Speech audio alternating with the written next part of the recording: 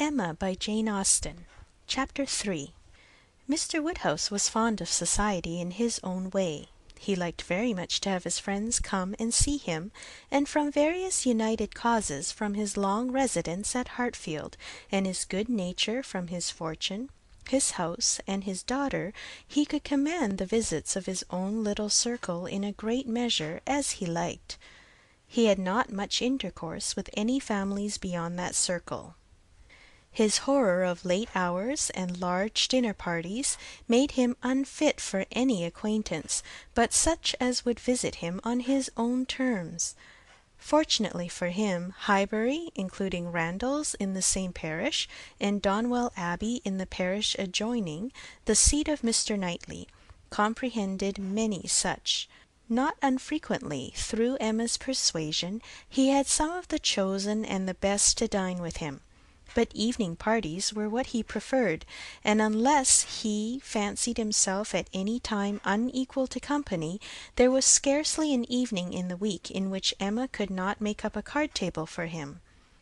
Real long-standing regard brought the Westons and Mr. Knightley, and by Mr. Elton, a young man living alone without liking it, the privilege of exchanging any vacant evening of his own blank solitude for the elegancies and society of Mr. Woodhouse's drawing-room, and the smiles of his lovely daughter, was in no danger of being thrown away. After these came a second set, among the most come at able of whom were Mrs. and Miss Bates and Mrs. Goddard, three ladies almost always at the service of an invitation from Hartfield, and who were fetched and carried home so often that Mr. Woodhouse thought it no hardship for either James or the horses. Had it taken place only once a year, it would have been a grievance. Mrs. Bates, the widow of a former vicar of Highbury, was a very old lady, almost past everything but tea. She lived with her single daughter in a very small way, and was considered with all the regard and respect which a harmless old lady, under such untoward circumstances, can excite.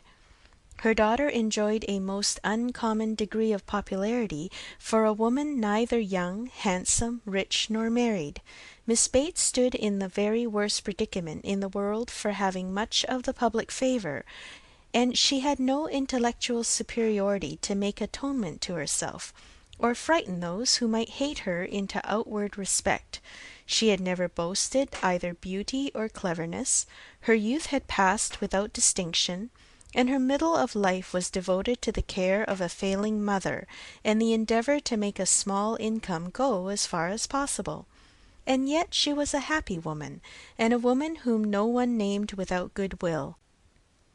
It was her own universal good-will and contented temper which worked hers. She loved everybody, was interested in everybody's happiness, quick-sighted to everybody's merits, thought herself a most fortunate creature, and surrounded with blessings in such an excellent mother, and so many good neighbours and friends, and a home that wanted for nothing. The simplicity and cheerfulness of her nature, her contented and graceful spirit, were a recommendation to everybody, and a mine of felicity to herself. She was a great talker upon little matters, which exactly suited Mr. Woodhouse, full of trivial communications and harmless gossip. Mrs. Goddard was the mistress of a school, not of a seminary or an establishment, or anything which professed, in long sentences of refined nonsense, to combine liberal acquirements with elegant morality, upon new principles and new systems, and where young ladies for enormous pay might be screwed out of health and into vanity, but a real honest old-fashioned boarding school, where a reasonable quantity of accomplishments were sold at a reasonable price, and where girls might be sent to be out of the way and scramble themselves into a little education without any danger of coming back prodigies. Mrs. Goddard's school was in high repute, and very deservedly, for Highbury was reckoned a particularly healthy spot. She had an ample house and garden, gave the children plenty of wholesome food, let them run about a great deal in the summer, and in winter dressed their chilblains with her own hands. It was no wonder that a train of 20 young couple now walked after her to church. She was a plain motherly kind of woman, who had worked hard in her youth and now thought herself entitled to the occasional holiday of a tea visit, and having formerly owed much to Mr. Woodhouse's kindness, felt his particular claim on her to leave her neat parlour, hung around with fancy work, whenever she could, and win or lose a few sixpences by his fireside. These were the ladies whom Emma found herself very frequently able to collect, and happy was she for her father's sake in the power, though, as far as she herself concerned, it was no remedy for the absence of Mrs. Weston. She was delighted to see her father look comfortable, and very much pleased with herself for contriving things so well. But the quiet prosings of 3 such women made her feel that every evening so spent was indeed one of the long evenings she had fearfully anticipated. As she sat one morning, looking forward to exactly such a close of the present day, a note was brought from Mrs. Goddard, requesting in most respectful terms to be allowed to bring Miss Smith with her, a most welcome request, for Miss Smith was a girl of 17 who Emma knew very well by sight, and had long felt an interest in on account of her beauty. A very gracious invitation was returned, and the evening no longer dreaded by the fair mistress of the mansion. Harriet Smith was the natural daughter of somebody. Somebody had placed her several years back at Mrs. Goddard's school, and somebody had lately raised her from the condition of scholar to that of parlour boarder. This was all that was generally known of her history. She had no visible friends but what had been acquired in Highbury, and was now just returned from a long visit in the country to some young ladies who had been at school there with her. She was a very pretty girl, and her beauty happened to be of a sort which Emma particularly admired.